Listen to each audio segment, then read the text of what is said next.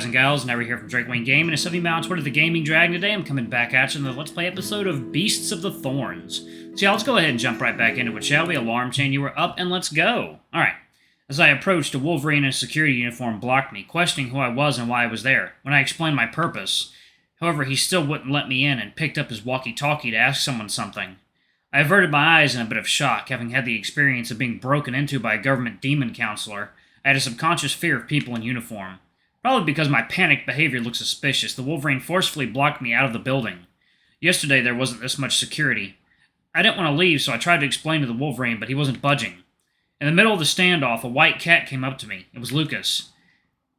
"Hess, what are you doing here? It's not a good time." "Professor Malachite asked me to come." "I'm afraid the professor has no time for your business now," he murmured slightly. "Why don't you come with me to the research lab and wait?" Then he whispered something to the Wolverine security. The Wolverine nodded, and I was allowed in. Lucas led me to another elevator, and his research lab was on the same floor as the medical center. The decor was similar to the medical center, but plainer, with many doors, and I didn't know which one led to the medical center. Medical center 3 times, okay. He opened one of the doors with a key. When he pushed it open, the research room was decorated like a Malachite clinic. The only difference is that the equipment here looks more advanced. "Tea or coffee?" I made a silly mistake. I'm terribly sorry." "It's okay. I'm still getting used to it myself." "Then feel free to sit down and make yourself comfortable. You'll have to wait, I'm afraid. Professor Malachite is in a very bad mood." "What happened? Or is she usually like this?" "I don't deny that she's usually cranky." Lucas laughed as he brewed the tea. But if you get close enough, the sharpest of corners are smooth, blunt corners. She has her own set of principles for dealing with the world, but mostly she's very patient." "Did you see the mess downstairs?" The atmosphere seems unusual, not to mention the fact that when I came here yesterday I was stopped and the security guards were nowhere to be seen." "Indeed, the school security is lax not only because of good public safety, but also because some of the staff have a certain combat capability. This combat capability is a remnant from ancient times.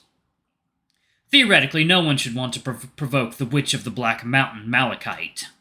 I'm reminded of that mouse researcher who called Malachite an old hag. "But we have been ransacked. Professor Malachite's research lab was broken into yesterday. The star map analyzer was destroyed and the whereabouts of the star map is unknown. This has not happened in the 150 years since the charts were handed over to Professor Malachite. Forgive me, but I really don't think that plate has that kind of value. To me it looks like a bit cheap and doesn't function very well." "I agree. There are a lot of better analyzers out there, and the astrological chart is a product of 5 centuries ago. It's accurate. But it's a bit outdated. It's just that as an artifact it's valuable. There are only 9 works by Claudius, the Dragon of Rational Astrology."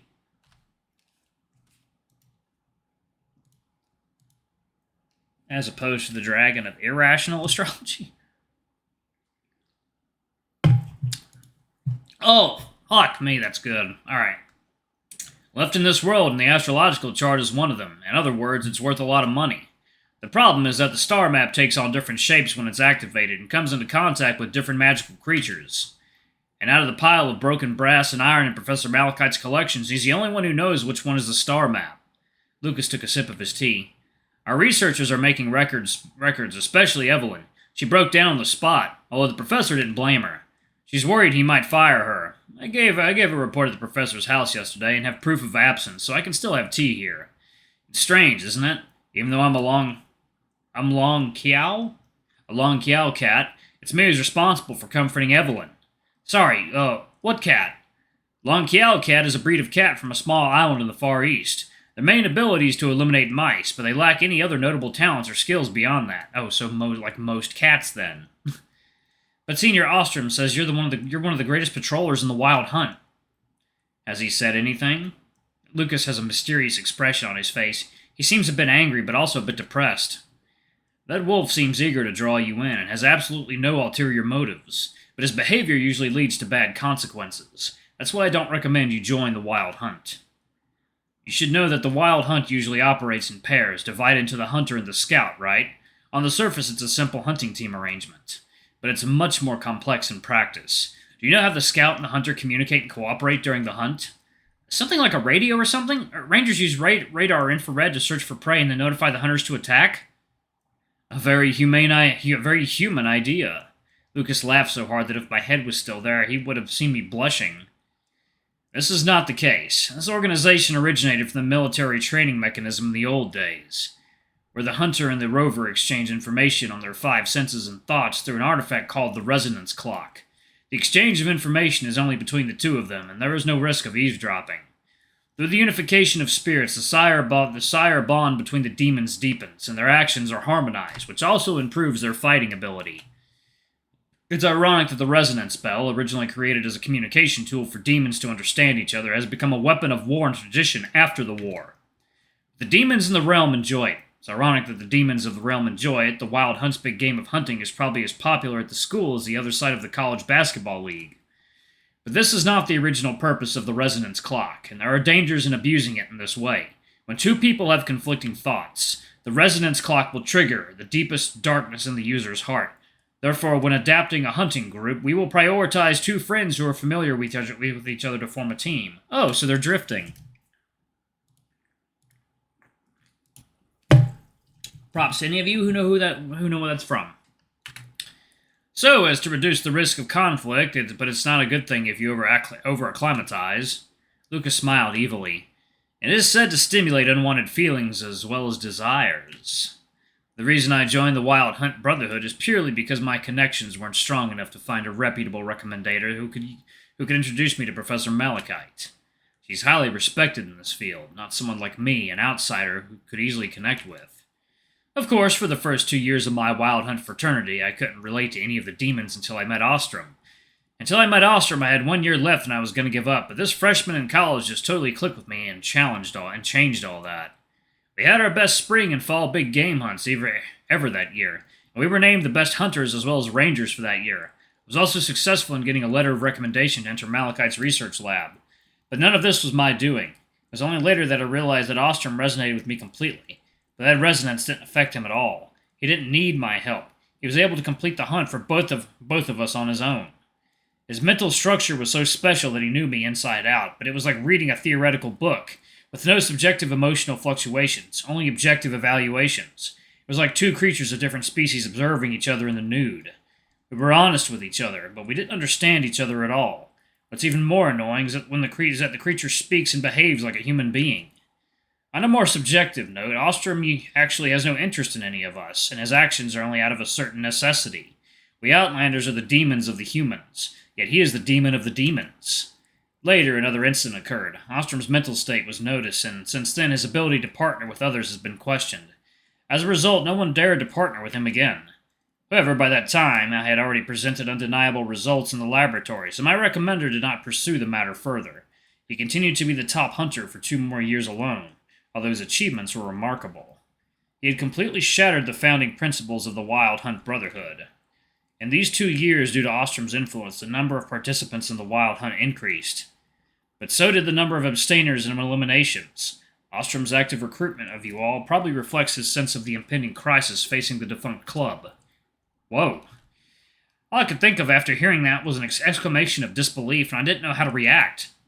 It's just that people have no willpower. Ostrom popped up cold, completely unhurt as he walked into the study. Lucas, Sr. is talking bad about me again. It really breaks my heart. Why can't everyone just have a little confidence in themselves? My level really only requires a little effort to achieve, but even if Lucas Sr. lacks confidence in himself, I still have confidence in him. Feed your poisonous soup of the mind to someone else. I'm not buying it. Hold on 1 second, y'all. Popping my damn ears and drinking water. Oh, yeah. Okay. Too much negative energy. Haven't you heard of the law of attraction? People need to stay positive and optimistic, and things will naturally improve. Hess, don't let Lucas Sr. influence you. I have high hopes for you. I didn't know how to answer, so I nodded my head in a stuffy way. I need to balance out the report. I did resonate well with the patrollers. If there wasn't a good fit between the patrollers and me, there wouldn't be resonance. Just because I can resonate with many people doesn't mean I have good relationships with everyone. No one can resonate with everyone. With different thoughts come conflicts, and without resonating. There's a need for mutual adjustment and communication, but you haven't communicated with anyone. Not with me, not with the other patrollers. That can only mean that I've been in tune with everyone from the beginning. Tell that to Eugene. Ostrom shrugged and raised his hands in surrender. Lucas went to the window with his cup of tea and drew the blinds, looking out over the square. Schools haven't stopped club recruiting activities. There's no need to spoil everyone's mood over such a trivial matter. You're talking about a burglary, Ostrom. I've been here for 6 years and nothing like this has ever happened, especially on Nicholas's watch. The old man has his considerations. This is what worries me in recent years. And in recent years, it's become increasingly difficult to guess what he's thinking. He hasn't done anything and has let the board of old vampires have their way. After all, dragons are notoriously secretive. Lucas doesn't comment. I don't suppose you're here to make small talk in particular. The police are suspecting Eugene and his gang of friends. Ostrom lowered his voice slightly, but that volume still allowed me to hear him clearly. No way. There's no motive. The star map is valuable, yes, but it's not valuable enough for the Scarlet Kids to lay their hands on. But Eugene and his friends are missing. Maybe it's just a vacation somewhere. The Scarlets go wherever they want. No one can stop them. They say they found a dragon. Wolfgang Haddison Ostrom, my love of mythology is no less than yours, but we are talking about reality. Hypothetically, let's just assume for a moment that in case he does find the dragon, then he'll need the star map to verify it. This isn't just like finding a stray dog. I know that kid and his fanatical right-wing group have been wanting to establish an independent nation from this exiled land. I prefer the term monster reservation area. Whatever it's called, you know who you're talking about. Eugene. It's Eugene, the Eugene who grew up admiring and worshipping you. And now you're assuming he's involved in a rebellion. Ostrom looked confused. I'm not assuming anything, but as the leader I must be proactive. If he has indeed found the dragon, this is no longer just a petty theft case. He will have leverage to garner more support among the masses, and his radical ideals will be put into practice. First, you are indeed assuming an impossible thing. There are only 3 dragons, and there cannot be more. Secondly, even if there are new dragons, their intelligence is not in the same dimension as ours, but they may not be there to support Eugene's childish dreams. Thirdly, if you keep bothering me with this kind of fairy tale, I'll feed that face of yours with hot tea. Okay, but the police will still be looking at your visitor records as well as surveillance records. Fine. Now get lost. Ostrom acted pathetically and left with his tail between his legs. There's something sad about Mr. Ostrom. Lucas set his glass down heavily. That's his negotiating skills, and he's good at using dramatic expressions as well as body language to gain an advantage in social interactions, but those aren't really his emotional responses.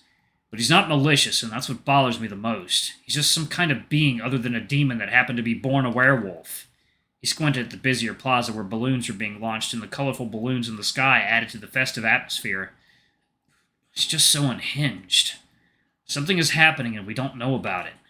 I play with the buttons on my shirt in silence. I've only been here a day, and I can't help with this kind of development.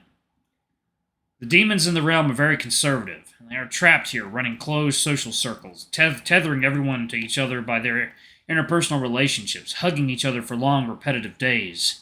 The pressure builds up. Alright, y'all, I'm actually going to pause it right there.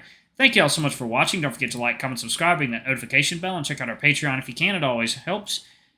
Before I go, I'm going to give a quick shout out to our lovely bronze tier patrons. Thank you all for all you do for the channel. We greatly appreciate your support. Thank you to our silver tier patron, Cade Silverman. Thank you going above and beyond. It's greatly appreciated. Thanks to our 2 gold tier patrons, Zeke and Toby. Y'all are awesome. We love you. Thank you for subbing to Ultimate Tier. Anyway, if y'all want to get your names in the credits, get access to all of our not safe for work contents as little as $5. Alrighty, I love you all, and I'll see you all in the next video. Bye-bye!